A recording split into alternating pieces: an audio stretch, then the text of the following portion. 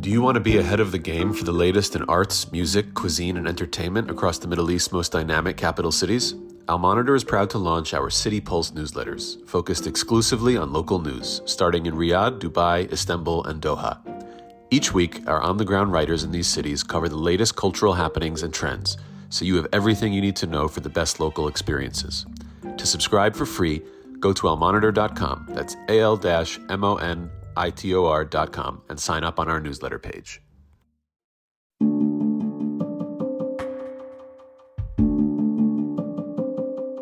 Welcome to On the Middle East, Al-Monitor's podcast on the big and important stories in the region. Today we'll be examining a very, very big story, the first ever visit by a Syrian president to the White House. Ahmed al-Sharaa, a former jihadi militant who fought US troops in Iraq, is due to meet with President Donald Trump on November 10th in Washington. Coming only 11 months after he overthrew the regime of Syria's longtime dictator Bashar al-Assad, Sharaa's meeting with the world's most powerful man will be closely watched across the globe. With us here to discuss the significance of this event is former US Ambassador Barbara Leaf, who became the first senior US official to meet with Sharaa less than 2 weeks after he seized power. So welcome to our program, Ambassador Leaf. Thank you very much. It's great to be here.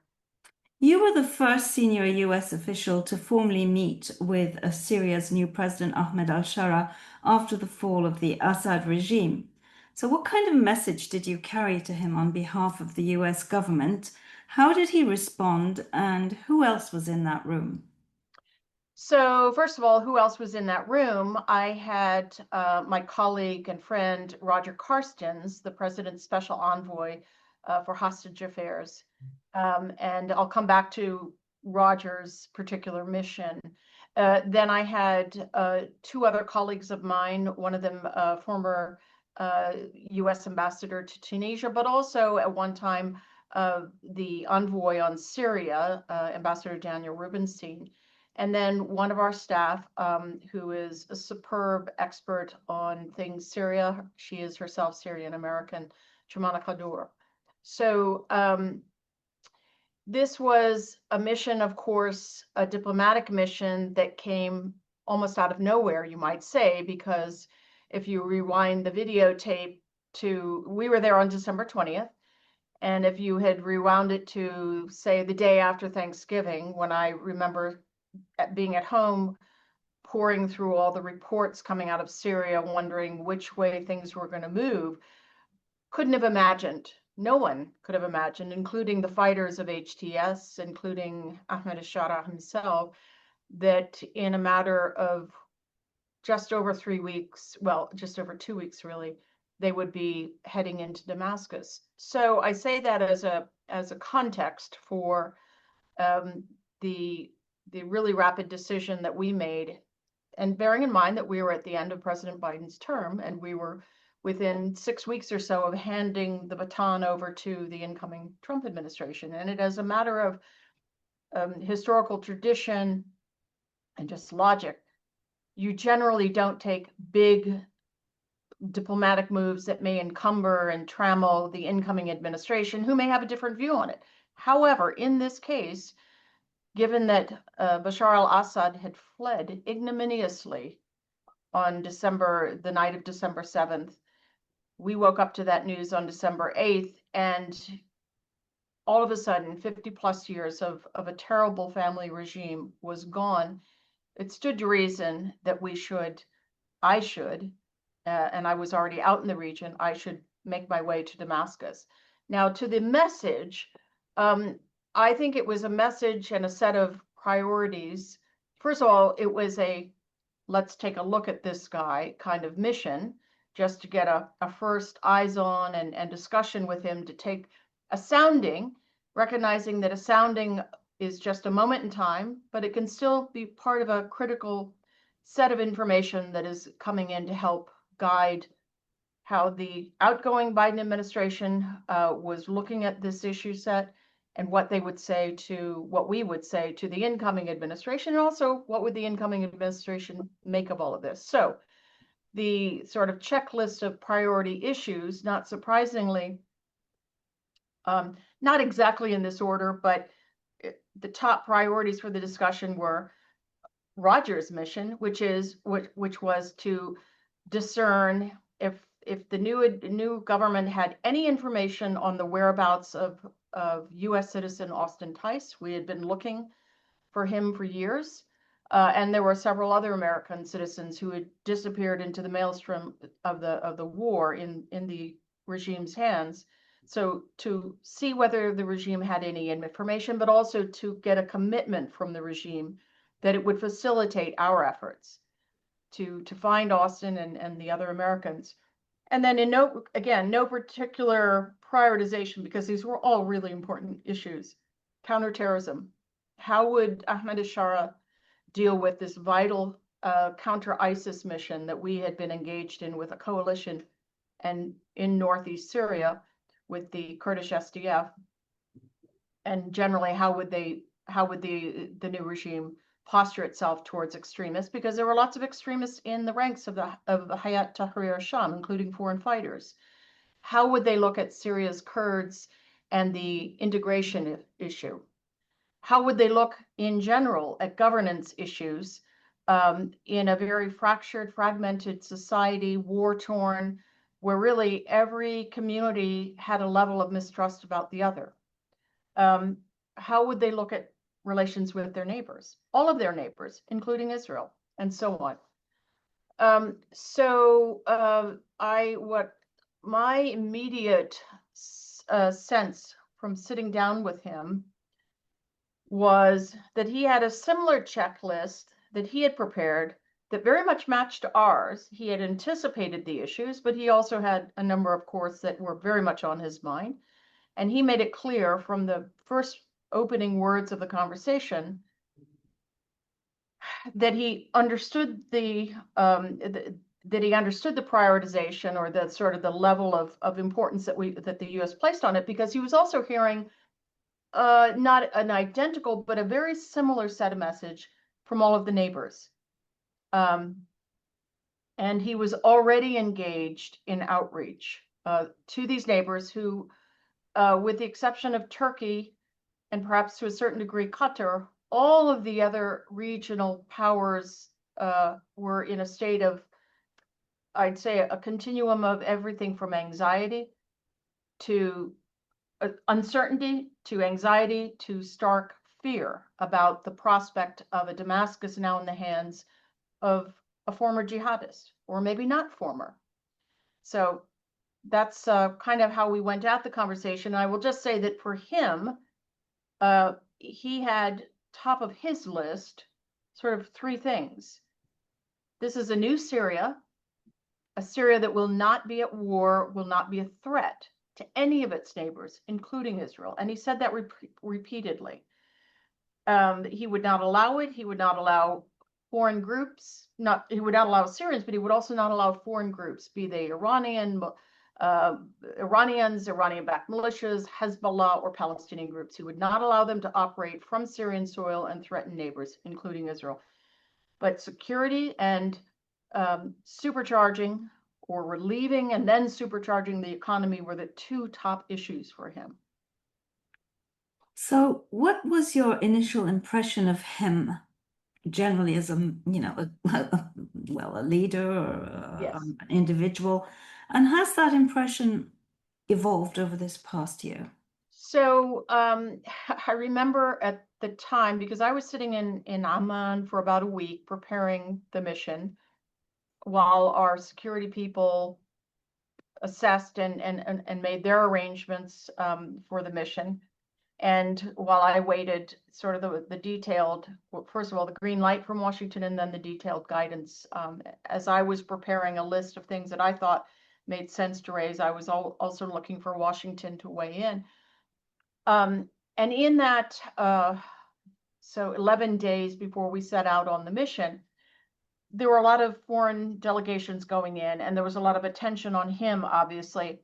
And there was what I thought was kind of an incessant, obsessive coverage of the clothes he was wearing as some sort of reflection of how he was transforming or being transformed by others. This was kind of in the air that he was getting advice from certain countries that told him, take off the military wear, put on a suit, now put on a tie, and so on. I tended to think that some of that was a little bit nonsensical and focusing on the wrong thing. But I will say that when we sat down and started this conversation, I had an immediate sensation of a guy who'd spent half of his life at that point as a fighter and as a military commander. He was already transforming into a political leader and a politician. So not just a political leader, but a politician as well. So it went beyond the clothing that he was wearing. He was very thoughtful. He was non-ideological. This struck me over and over again. There were points in the conversation where I wanted to shut my eyes and remind myself I was speaking to a Syrian because of the language he was using on Israel and on a number of other issues. He had been a resident of U.S. military detention facilities, and yet there was no vestige of hostility about our collective past. He referred repeatedly, of course, to lessons that he had drawn about things not to do based on Iraq, and politely based on U.S. mistakes in Iraq, but also Iraqi mistakes in Iraq. So he was candid, thoughtful, gave off just a strong sense of pragmatism as again, somebody who's come into office and now suddenly finds the whole country is in his hands, deeply conscious of the fragmented, fragile state of the country. I would say the only thing I could divine as sort of his own mindset about governance is that he's clearly somebody who believes in a very strong central state. And I thought, and we talked about some of that in terms of not just the Kurds, but just sort of generally how you go about governance. And I wasn't there to instruct him, to give him lessons from the US model or anything else, but rather to understand his own approach to it. And what I said to your second question, have the intervening 10 or 11 months changed my view? No, fundamentally no. Although I think he is struggling with the things that I identified from the outset to him, and I'm sure he was thinking about these as well, but perhaps in a different way, but identified to him as what would be significant political tests for him ahead. And one of the most important was to demonstrate to Syrians an inclusive governance style. In other words, don't just bring your advisors from Idlib and have a closed circle and govern that way, because it'll never work. And it especially won't work when it comes to dealing with the communities like the Kurds, the Druze, the Alawis, the Christians, who feel extraordinarily fragile and vulnerable. So what strikes me, one of the two defining features of his governance, or his approach to governance since December, he's learning and he's adapting as he learns just how difficult that integration piece is. And that if he were to move fast and try to impose a centralized reach over Northeast Syria, the coast, the south, he will make it worse, and he will not be able to achieve what he's looking for. But also what he has been successful on, and I would give him high marks on, is the relentless methodical outreach and sort of reassurances that he is giving to not just the immediate neighbors, but to the wider region, including governments who, again, were really horrified at the idea that a jihadist and a group of foreign jihadists had come to power in Damascus. Like who, for example? Well, you can imagine those who fit on the side of the spectrum who who are very concerned about the Ikhwan or any offshoots of that. So Egypt, Jordan, the UAE, Saudi Arabia to some degree, Iraq, certainly. So I give him high marks for the constant engagement that both the Foreign Minister Shabani, and the president himself is doing, because he understands by his actions, he seems to demonstrate that he understands that this new Syria is to be accepted and supported politically, investment, economically, however, it must be at peace, a real peace with its neighborhood.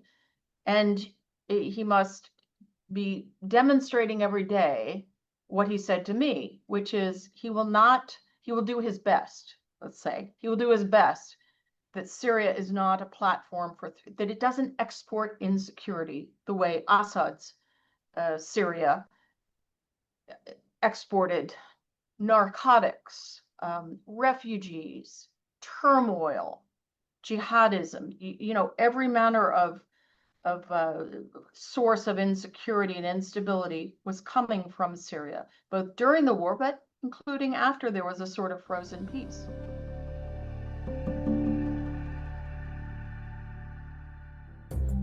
Today's transformation of the Middle East is at the center of global geopolitics. Whether you're an analyst, diplomat, executive, or academic, you need the best reporting and analysis to understand what's really happening on the ground and what it means for the world.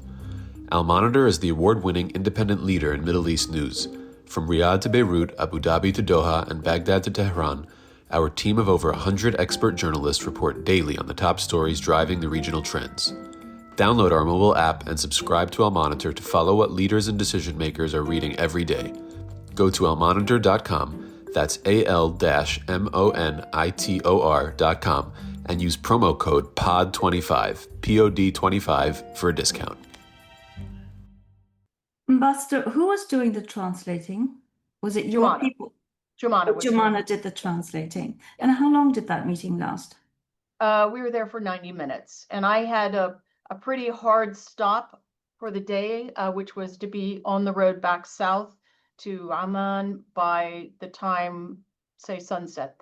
My folks didn't want us traveling after dark because, again, it was 12 days into a new Syria. There were lots and lots of groups running around.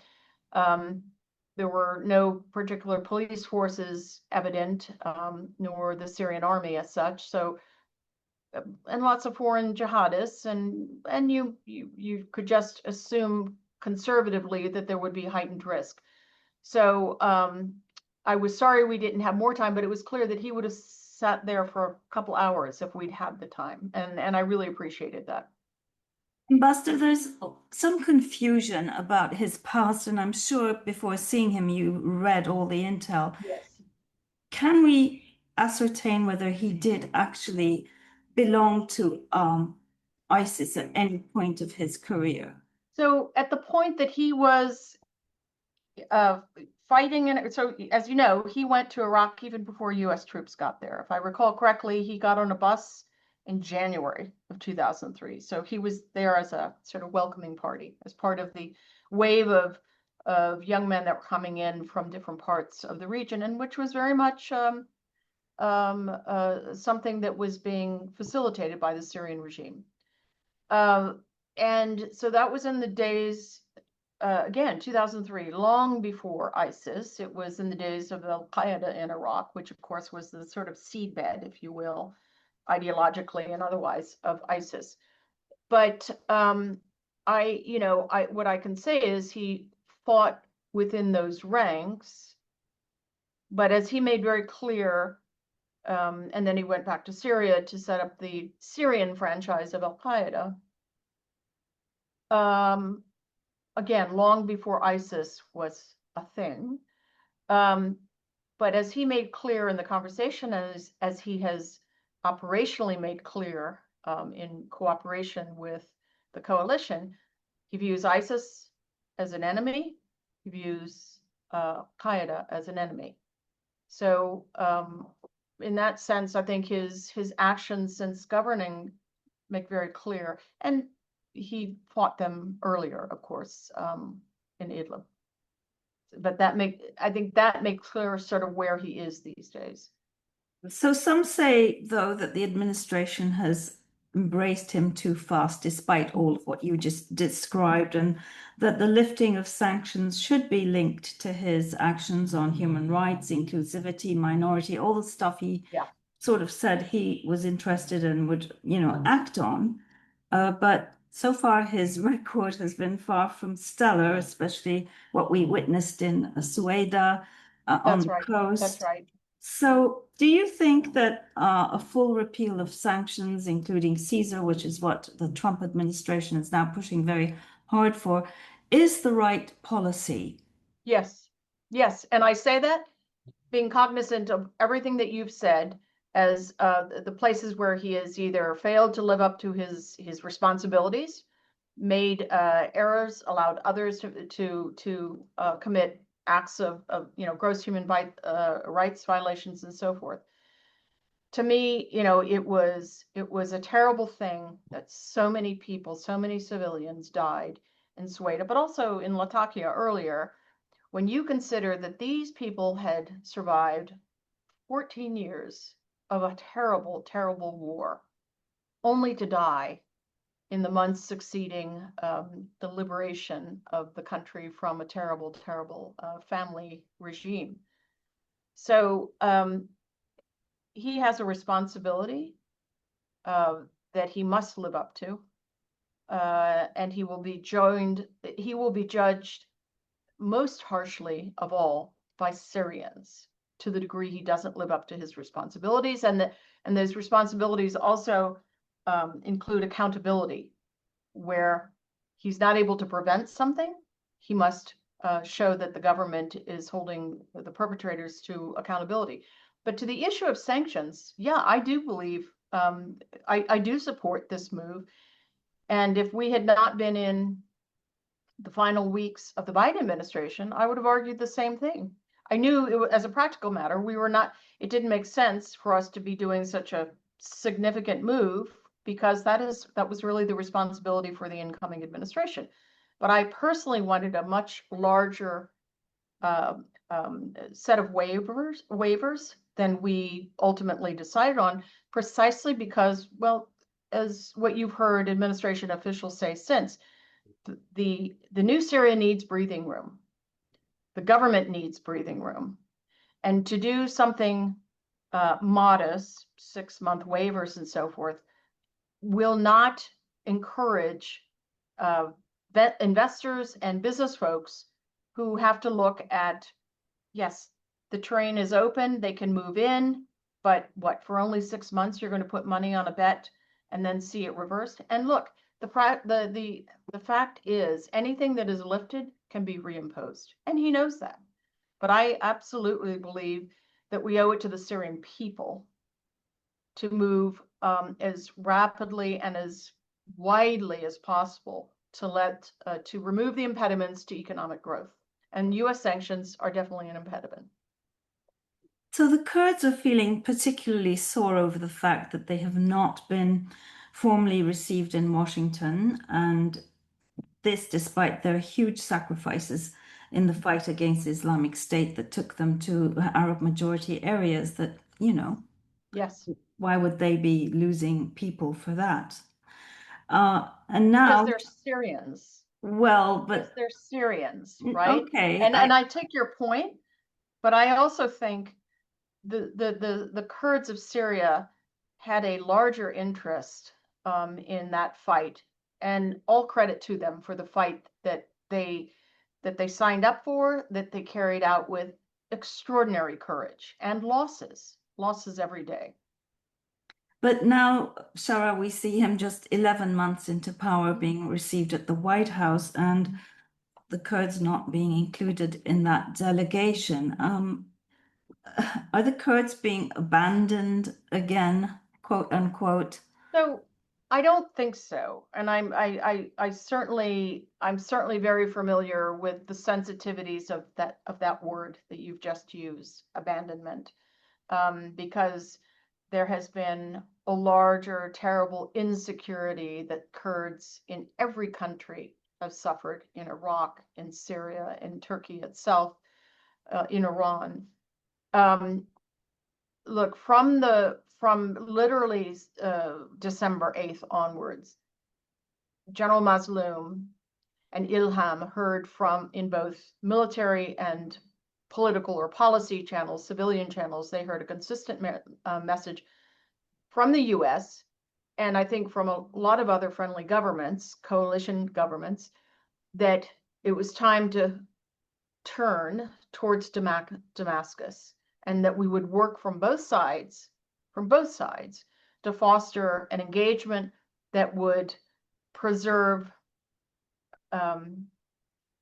you know, the measures of, I wouldn't call it autonomy because that's a loaded term, but that would preserve Kurdish interests, let me say that, but within a unified Syria.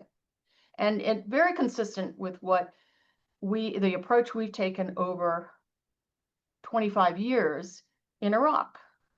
We didn't support much to Iraqi Kurdish leaders, Masoud Barzani's in particular, great anger. We did not support a breakaway from a united Iraq. And why? Because you have a set of countries around this larger Kurdish community that would have a vote in all of this. And indeed, Iran intervened. Baghdad took a very hostile view towards it. And of course, Turkey has had a similar approach, especially with regard to Syria. But I use Iraq as an example where, and it's been agonizingly slow, and it's been difficult from one administration to another.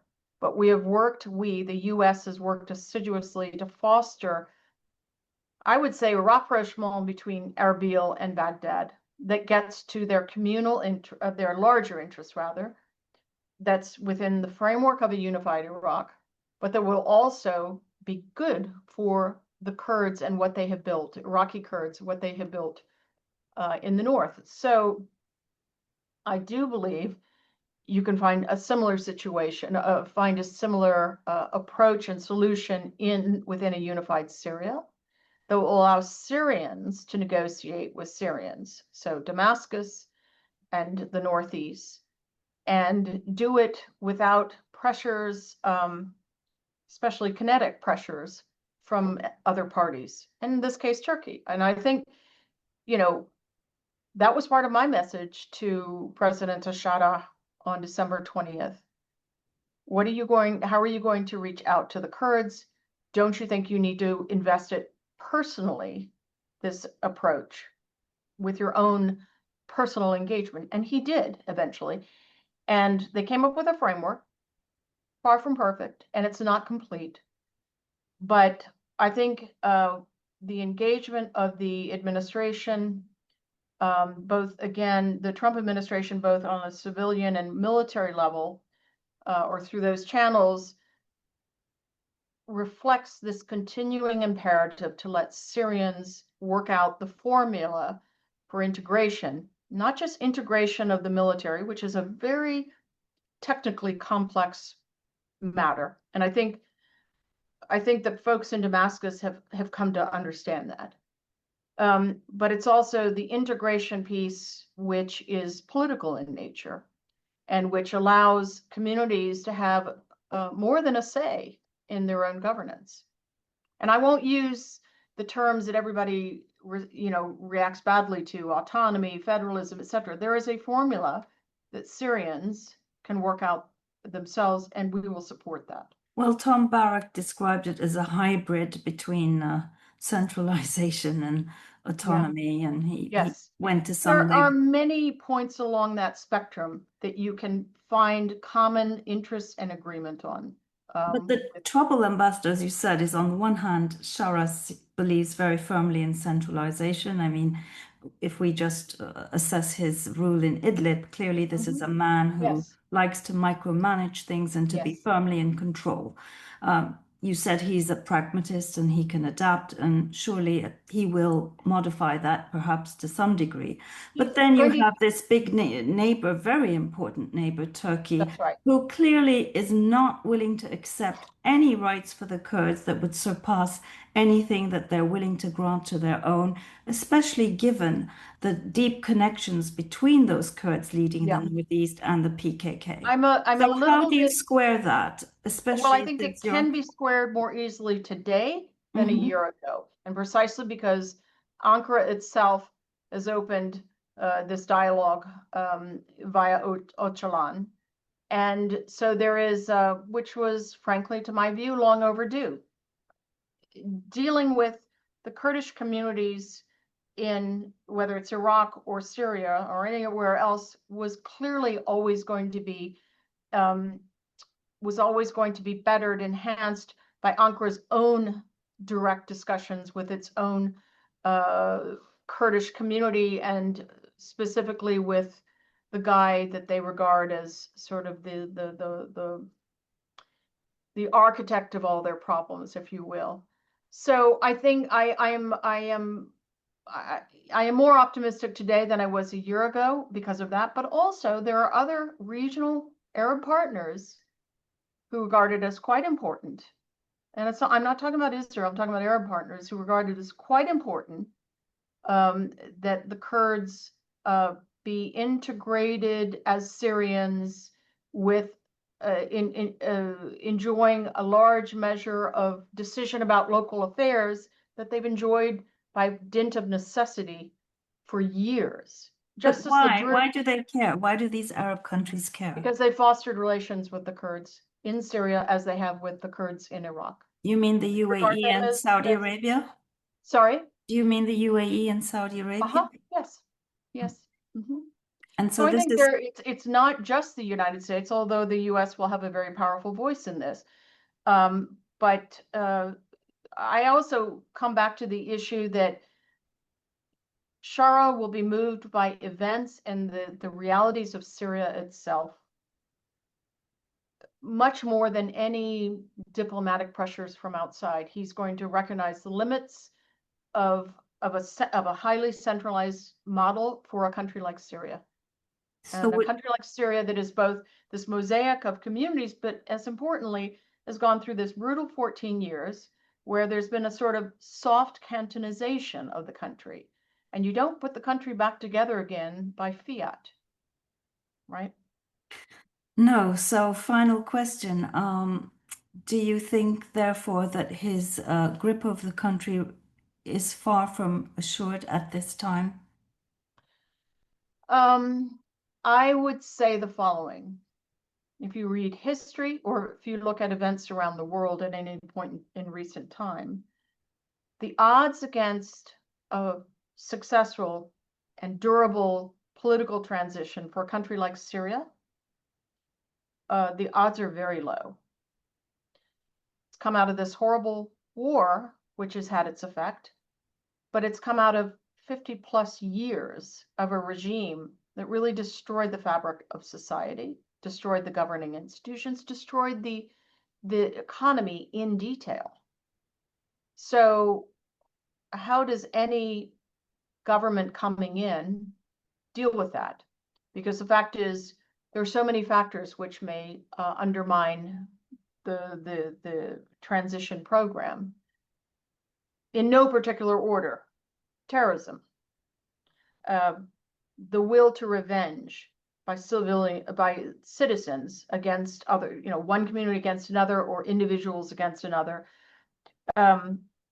corruption, which you get in any regime like the Assad regime. There are all pressure from neighbors. There are all sorts of things in the mix that make such a transition have very poor chances of enduring and being successful. And on the other hand, there's one thing I took away from that day in Damascus, and that I hear constantly from Syrians, both diaspora and those who come in and out of Syria, and that's just the sheer elation at being relieved of this 50+ year horror, and the tremendous richness of the human capital that Syria has in the country and outside. I talked to Syrians in diasporas in many different countries, and they have a will to rebuild the country that is really moving and heartfelt. And that's side by side with all the troubles that beset the country, and the fact that the larder is bare. There's virtually no funding available to the government. But I think that there is a stubborn kind of will to succeed in the public, in civil society, which is, notwithstanding the war, is there and is a huge resource. So will al-Sharaa be the one who leads Syria successfully all the way through a transition that will be some years? I don't know. It's hard to say. I don't have a crystal ball. But I have a certain optimism, notwithstanding all of the challenges. I have a certain optimism about Syria that I almost can't explain, other than, the miracle of relief from that terrible regime is so extraordinary. I mean, can we say, on a final hopeful Yes. note, that the presence of United States troops in Syria can help bridge those differences between Yes. the Kurds and the new government, especially since on November 10th, al-Sharaa will be signing this document formally becoming a part of the US-led coalition against ISIS, and this can help build Yes. bridges between the sides, no? That's right. And so that's a very important point. Syria, by becoming formally a member of the coalition, instead of having been a source of the very menace of ISIS and feeder of that menace that nearly destroyed Iraq, Syria, by becoming a member of the coalition, will have an important voice in this question of the coalition soldiers, the US soldiers, staying there for a mission that will necessarily transition over time. If Syria were not in the coalition, I think the pressures would continue to be there to bring all the troops home. And I think anyone who looks at this issue and who has looked at the issue in detail over the last 10 years knows very well that the threat from ISIS is real, remains virulent and resilient. And in order for that integration of Syrian Kurdish forces into a Syrian national army or a specialized counterterrorism force, whatever the mix is, that will be incredibly important for the success of the fight against ISIS, but it will be technically quite complex and politically very sensitive. And so I hope and expect that the US military will remain an important partner in that process. Ambassador, thank you so much for your time today. Thank you for having me. It was really a pleasure to have this discussion. Well, I hope you enjoyed what I thought was an outstanding conversation with Ambassador Leaf.